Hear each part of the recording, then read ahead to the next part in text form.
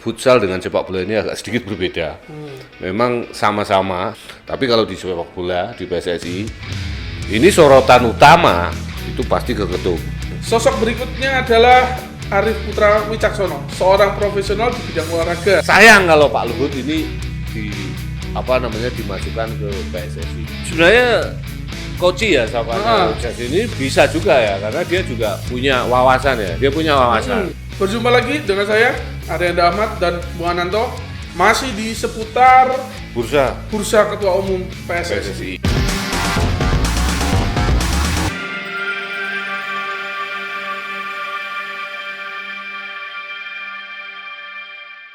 Setelah sebelumnya kita ada nama-nama Erick Thohir, Ratu Tisa, Kaesang, Azrul, sama Asrul Ananda. Ya. Nah, nama-nama berikut yang cukup menarik juga dan cukup netizen ini cukup kayaknya oke nih. Nah, itu adalah Heritanu Sudibjo. Ya. Nah, saya bacakan lagi Heritanu Sudibjo. Heritanu Sudibjo berhasil memimpin Federasi Futsal Indonesia, juga dinilai netizen sangat layak untuk mengelola PSSI. Karena kita tahu sendiri tim futsal Indonesia lagi naik-naiknya juga sebenarnya di tangan Heritanu Sudibjo. Ya. Nah, menurut Bung Ananto sendiri bagaimana nih? Ya, kalau Haritanu ini memang agak sosok yang agak agak di luar dugaan ya. Yeah. Agak di luar dugaan, tiba-tiba muncul di bursa ketum PSSI. Nah, yang jadi kalau dari sisi kalau dari sisi kemampuan, dari latar belakang background ini memang agak berbeda dengan tokoh-tokoh yang lain gitu. Dia yang jelas dia pengusaha bidang broadcast ya, televisi, dan dia juga punya perusahaan-perusahaan yang lain. Terus yang berikutnya adalah dari sisi manpowernya, maksudnya kemampuan diri dia untuk memanage sebuah organisasi. Saya pikir juga tidak perlu diragukan lagi. Hanya saja ini sepak bola gitu kan. Nah, saya nggak menafikan, nggak mengecilkan kemampuan dari Heritanu kan. Cuma futsal dengan sepak bola ini agak sedikit berbeda. Memang sama-sama organisasi yang basicnya ini olahraga sepak bola. Cuma futsal ini masih lingkupnya masih lebih sedikit, masih lebih kecil dibanding sepak bola. Dan tuntutan dari publik terhadap sepak bola futsal ini nggak sebesar di sepak bola Indonesia. Karena sepak bola Indonesia ini sudah luar biasa lama, sudah lama berkembang, kemudian PSSI juga sudah berdiri lama, tapi kondisinya masih tetap seperti itu saja. Kalau untuk masuk sebagai bursa ketum, mungkin nanti yang menjadi menjadi handicap terbesar justru malah pada sorotan terhadap diri Haritanu sendiri, karena di futsal dia bisa, maksudnya begini, mungkin dia punya anak buah di bawahnya ya, selain dia sebagai ketum, kemudian secara teknis yang menjalankan ini anak-anak buahnya. Haritanu cuma supervisor aja, supervising aja gitu. Tapi kalau di sepak bola di PSSI ini sorotan utama itu pasti ke ketum.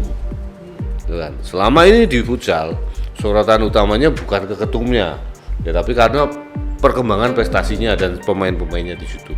Nah, nanti kalau di PSSI yang jadi sorotan besar, ya kan, itu nanti ketumnya, itu akan disorot betul. Nah, ini disinilah nanti Haritanu ini bersedia atau tidak, karena dia pasti juga akan mempertimbangkan reputasi dia sebagai seorang pengusaha gitu kan.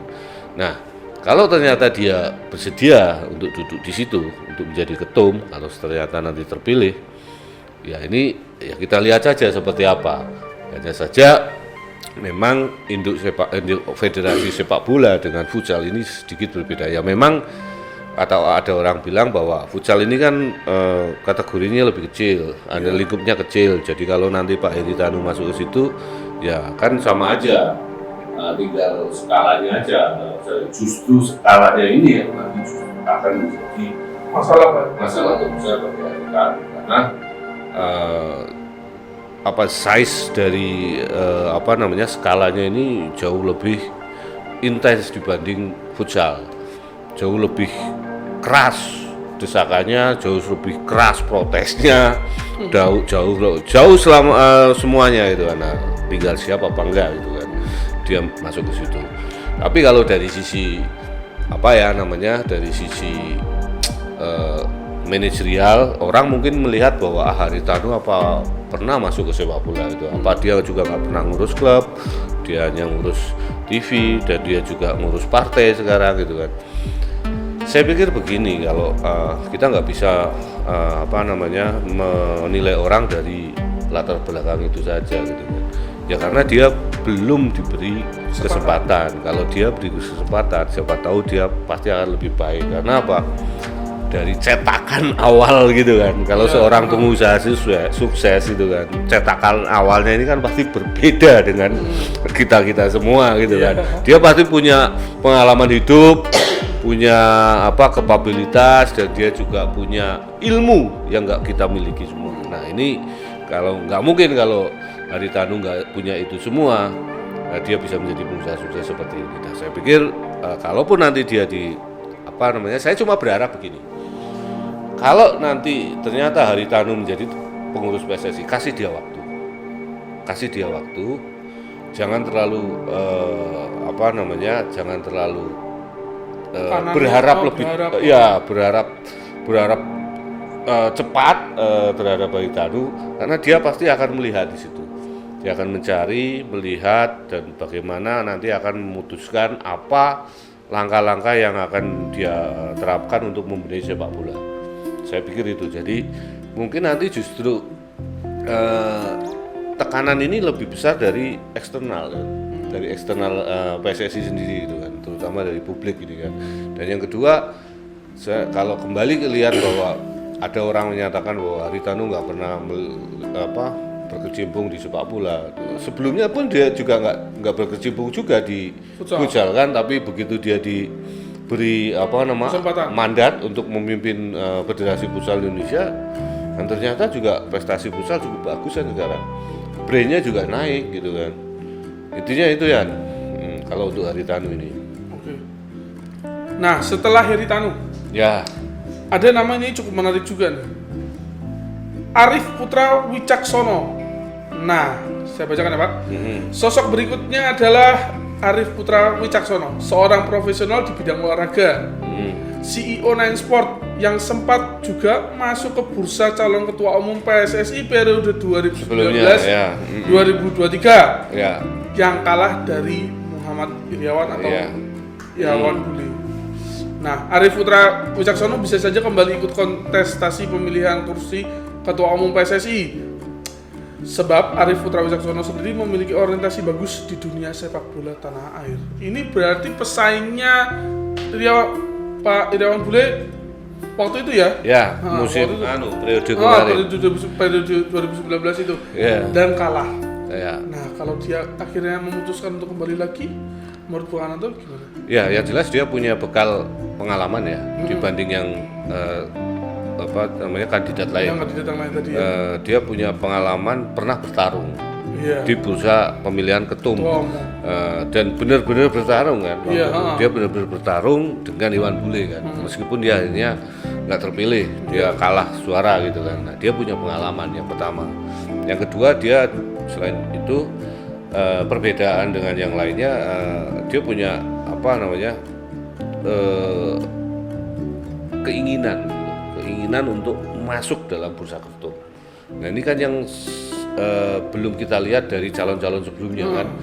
Calon-calon sebelumnya ini kan baru cuma didorong-dorong oleh netizen dan masyarakat sama publik sepak bola ataupun oleh praktisi sepak bola Indonesia. Tapi kalau Arif ini kan dia pernah bertarung di situ kan, dan bukan omong kosong kan, meskipun dia nggak terpilih. Nah, itu kelebihan dia. Nah, bagi saya pikir nggak ada salahnya dia maju lagi, Toh orang juga, voter sudah tahu kan, Maksudnya visinya dia seperti apa? Dan tapi gini, dalam kongres, dalam pemilihan ketua umum, meskipun ini organisasi sepak bola ya, Iya. tapi di situ itu bau-bau politik memang kenceng ya. Iya, tidak bisa dihindari. Itu tidak bisa dihindari, dan cara-cara politik di situ, cara-cara praktek-praktek politik dalam mencapai sebuah tujuan di situ memang benar-benar terjadi. Meskipun saya nggak melihat secara langsung, tapi saya merasakan lah, merasakan gitu. Mungkin kita semua juga merasakan semuanya.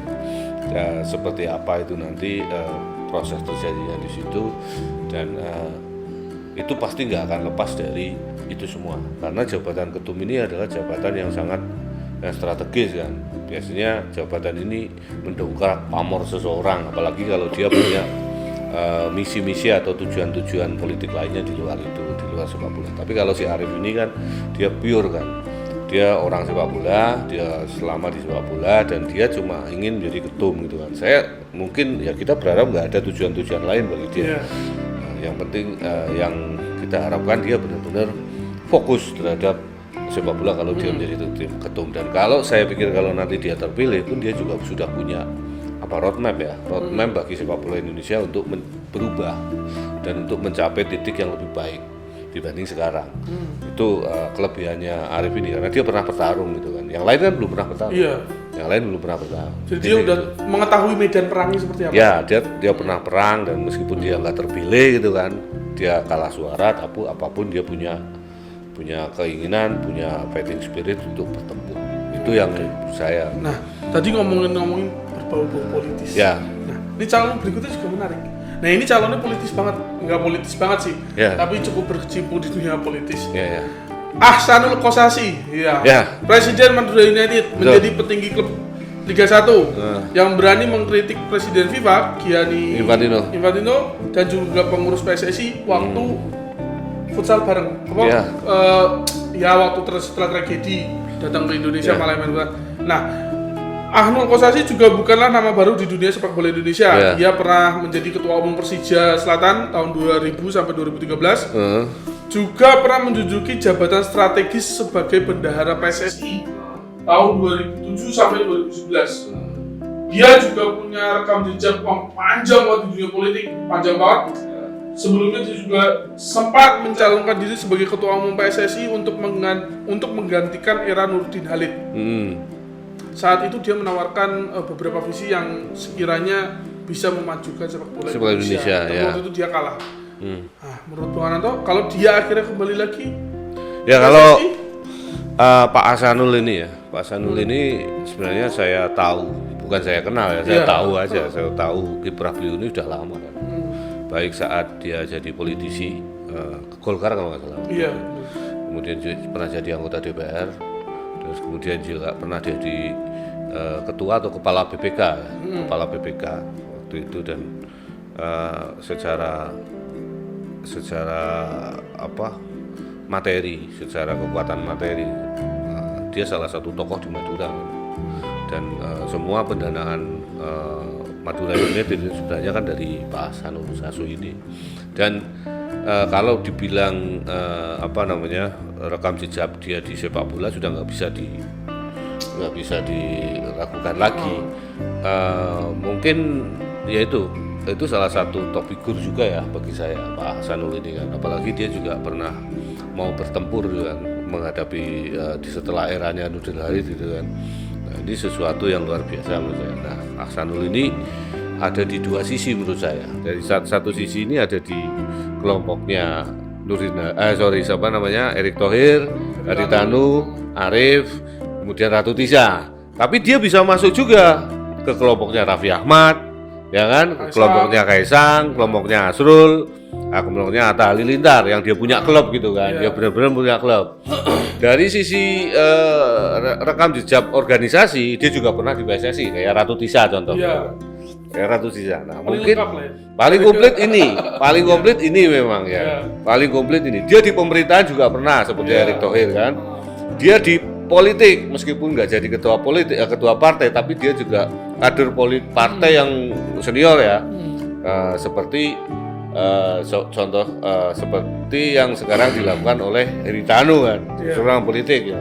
Ya sama ya. Dan Kalau dari sisi mungkin dari sisi besaran figurnya ya, kualitas figurnya ini hampir sama dengan Erick Thohir dan Haritanu. Tapi dia juga punya kelebihan seperti Raffi Ahmad yang mau mengelola klub secara individu, secara personal. Dia kelola klub, dia benar-benar membangun klub ini dari nol. Dia beli klub, kemudian dia membesarkan sampai akhirnya sekarang kalau kompetisi ini nggak berhenti, ini sampai saat ini Madura United masih di puncak klasemen kan. Iya. Nah ini kan sesuatu prestasi yang Wah banget lah. luar biasa bagi Ahsanul Kossasi, dan dia di Madura pun juga dihormati di situ. Dia seorang tokoh daerah juga, kemudian di sepak bola juga dia punya nama, dia punya visi, dan dia punya keberanian.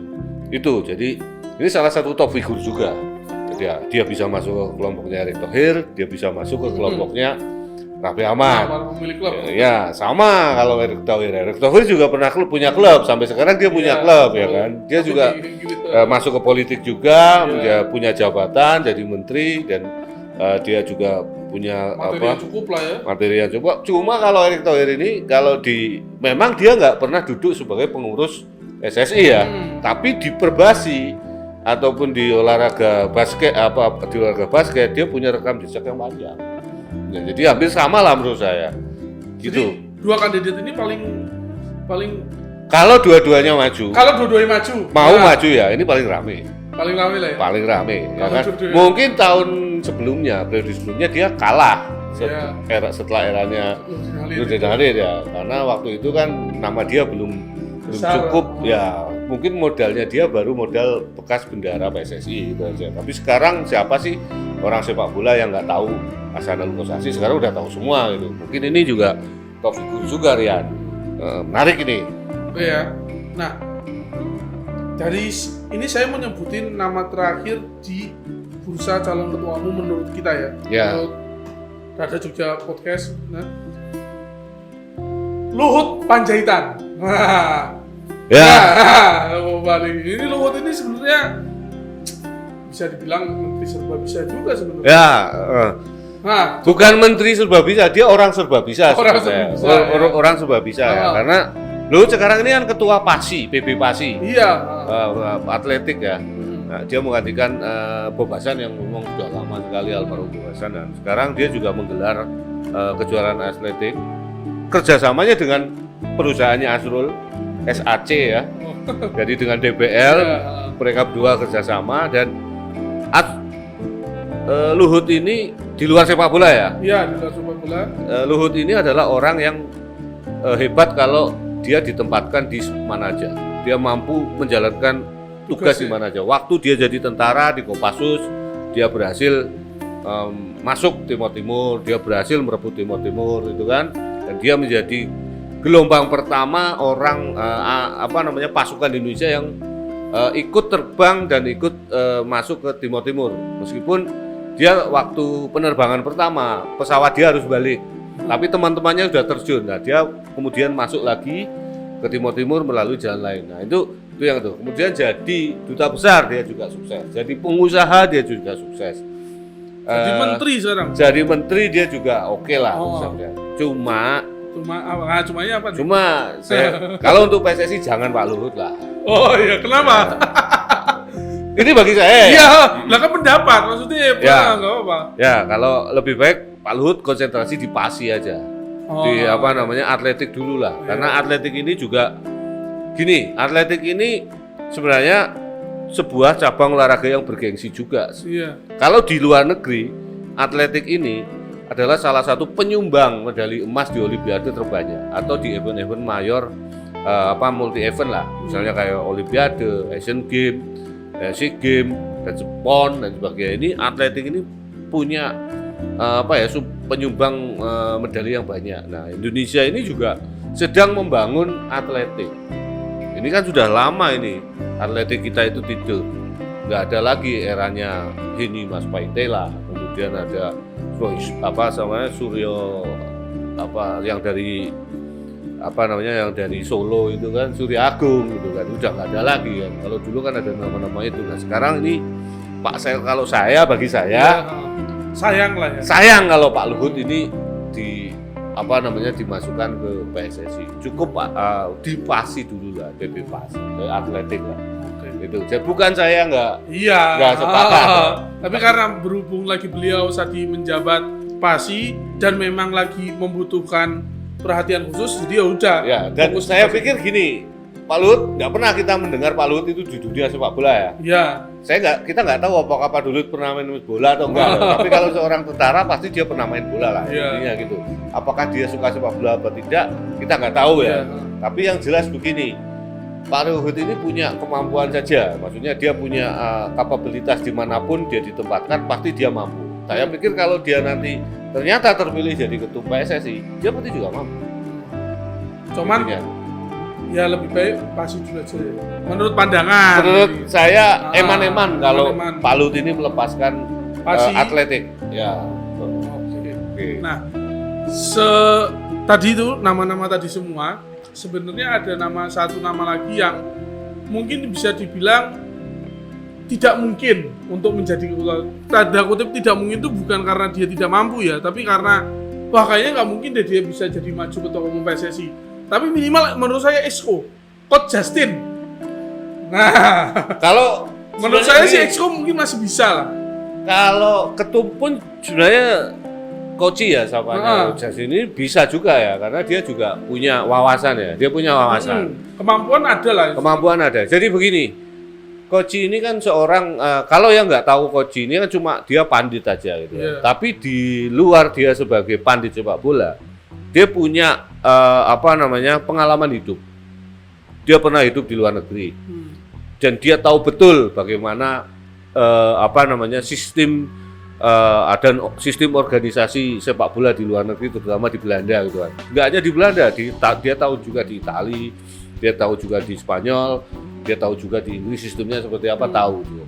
Nah, ini sebenarnya orang yang sangat potensial gitu kan untuk dibutuhkan masuk ke PSSI. Kalaupun dia nggak menjadi ketum, saya berharap coach ini jadi exco.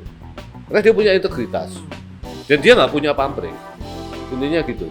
Dia nggak punya pamrih untuk mendapatkan jabatan lebih dan sebagainya. Enggak. Passion dia itu benar-benar di sepak bola.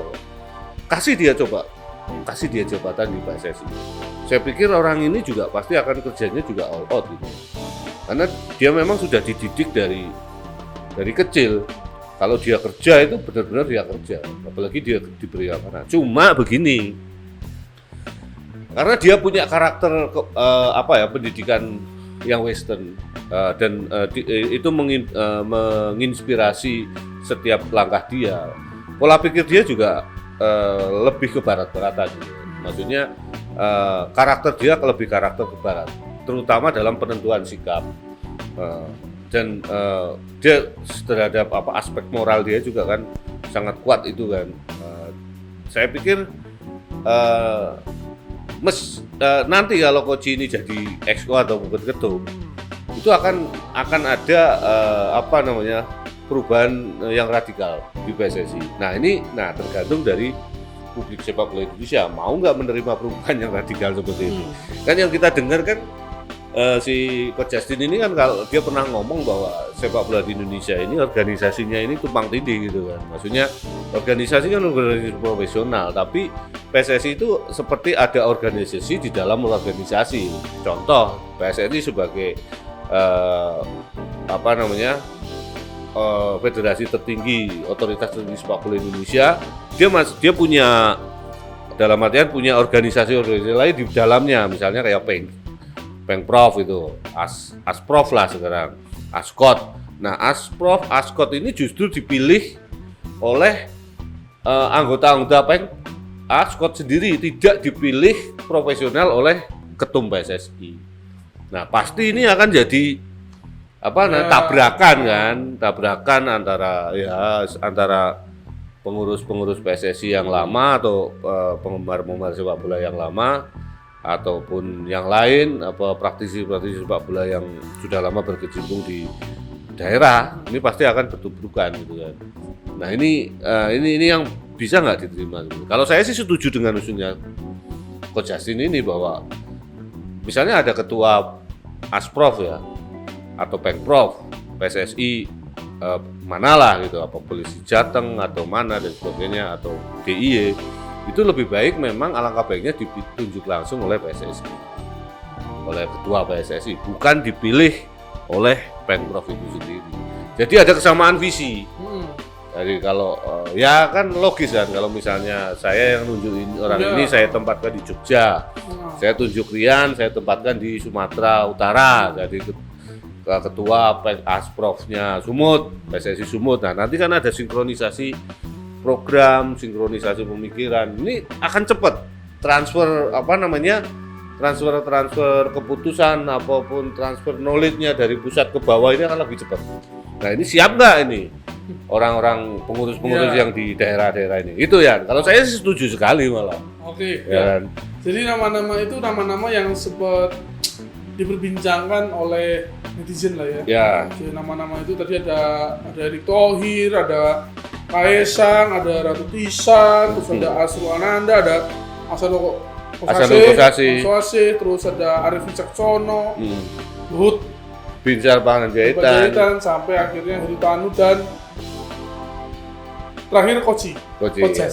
Ya, menurut netizen nanti silakan di komen aja siapa kira-kira yang Pak selera teman-teman ini siapa, silakan ditulis saja. Silakan ditulis saja nanti. Jadi akan kita bahas lagi di episode berikutnya sebenarnya sosok apa yang dicari di ketua umum PSSI ini.